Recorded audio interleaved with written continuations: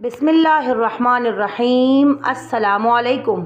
بلا شبہ قرآن و حدیث محض قصے اور کہانیوں کے لیے نہیں ہے، بلکہ اس میں حرف بحرف پوری انسانیت کے لیے اصلاح اور رہنمائی موجود ہے۔ ہم بڑی تحقیق کے ساتھ قرآن و حدیث کے مفہوم کو ہماری ویڈیوز کے ذریعے آپ تک پہنچانے کی کوشش کرتے ہیں۔ جب حضرت نوح علیہ السلام گمراہ مشرکین کی ہدایت سے مایوس ہو گئے تو انہوں نے اللہ تعالیٰ کے حکم سے کشتی بنانا شروع کی۔ جب وہ مکمل ہوئی تو آپ علیہ السلام نے مومنین کو بلایا جو تعداد میں بہت کم تھے اور ان سے کہا کہ کشتی میں سوار ہو جاؤ، جبکہ قرآن میں سورہ ہود کی آیت نمبر 41 میں ارشاد باری تعالیٰ ہے، یہ اللہ کے نام سے چلے گی اور رکے گی، بے شک میرا پروردگار بہت بخشنے والا مہربان ہے۔ اللہ تعالیٰ کی طرف سے آپ علیہ السلام کو حکم ہوا کہ ہم نے کہا کہ اس میں ہر چیز کا جوڑا سوار کرو اور اپنے خاندان کو سوار کرو، سوائے اس کے جس کے متعلق ہمارا قول پہلے گزر چکا ہے۔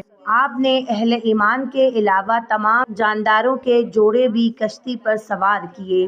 کافی دنوں تک طوفان جاری رہا۔ جب طوفان تھما اور کشتی لنگر انداز ہوئی تو نوح علیہ السلام اور دوسرے صاحبان ایمان کشتی سے نیچے اترے اور کاروبار زندگی میں لگ گئے۔ حضرت نوح علیہ السلام نے گھڑے بنانا شروع کیے۔ آپ علیہ السلام مٹی سے گھڑے بناتے اور لوگوں کے ہاتھوں فروخت کرتے تھے اور اس سے جو قیمت وصول ہوتی تھی اس سے اپنی زندگی کی ضروریات پوری کیا کرتے تھے۔ ایک دن ایک فرشتہ انسانی صورت میں آپ علیہ السلام کے پاس آیا اور آپ علیہ السلام سے بہت سارے گھڑے خریدے اور ان کی قیمت ادا کی۔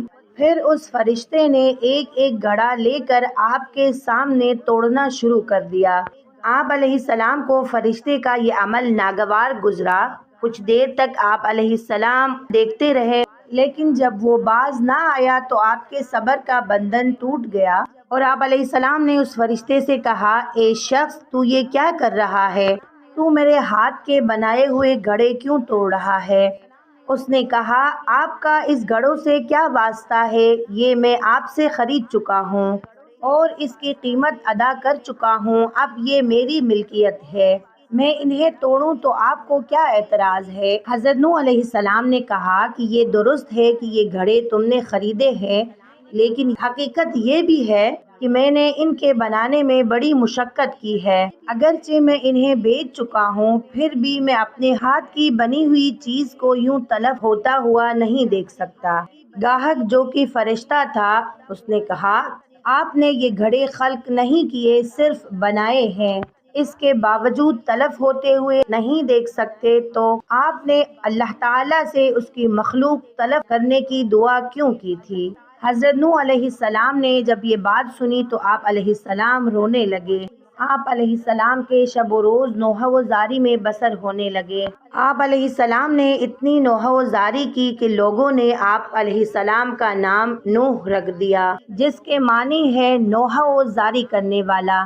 بیان کیا جاتا ہے کہ ایک دفعہ اللہ تعالیٰ نے حضرت موسیٰ علیہ السلام کو وحی فرمائی کہ آپ جب مناجات کے لیے آنا تو کسی ایسے کو ساتھ لے کر آنا جس کے متعلق تمہارا عقیدہ ہو کہ تم اس سے برتر اور افضل ہو۔ موسیٰ علیہ السلام نے بہت غور کیا، ادھر ادھر دیکھا، لوگوں کے چہروں کو دیکھا، لیکن انہیں یہ جرأت نہ ہوئی کہ وہ اپنے آپ کو کسی سے افضل یا برتر سمجھے اور دوسرے کو اپنے سے کمتر یا نیچ تصور کرتے۔ انسانوں سے مایوس ہو کر آپ نے حیوانوں کی طرف نظر کی، لیکن حیوانوں میں بھی آپ کو اپنا مطلوبہ حیوان نظر نہیں آیا اور مایوس ہونے کو تھے کہ ان کی نظر ایک خارش زدہ کتے پر پڑی۔ انہوں نے اپنے آپ سے کہا کہ شاید میں اس کتے کو ساتھ لے جاؤں تو بات بن جائے۔ یہ سوچ کر انہوں نے اس کتے کے گلے میں رسی ڈالی اور خدا سے مناجات کے لیے چل پڑے۔ تھوڑی دیر چلنے کے بعد انہوں نے اپنے اس فعل پر ندامت محسوس کی اور کتے کی گلے سے رسی نکال دی اور اسے بھگا دیا۔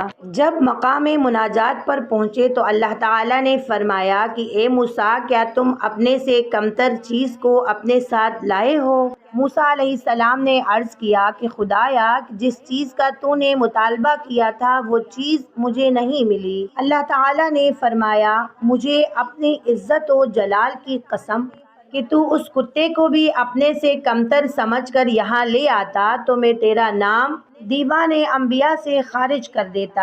محترم سامعین، ہم سب کو بھی اللہ تعالیٰ کے ان پیارے پیغمبروں کے واقعے سے سبق سیکھنا چاہیے۔ ہم میں سے بہت سے لوگ ایسے ہیں جن کے پاس تھوڑی سی دولت آ جائے تو وہ غرور و تکبر میں مبتلا ہو جاتے ہیں اور اپنے ارد گرد کے لوگوں کو حقارت کی نگاہ سے دیکھنا شروع کر دیتے ہیں۔ محترم سامعین، یہ تھی ہماری آج کی ویڈیو۔ آخر میں دعا کرتی ہوں کہ اللہ تعالیٰ ہم سب کو بھی غرور و تکبر جیسے بیماریوں سے دور رکھیں اور عاجزی و انکساری کے ساتھ اپنی زندگی گزارنے کی توفیق عطا فرمائے، آمین۔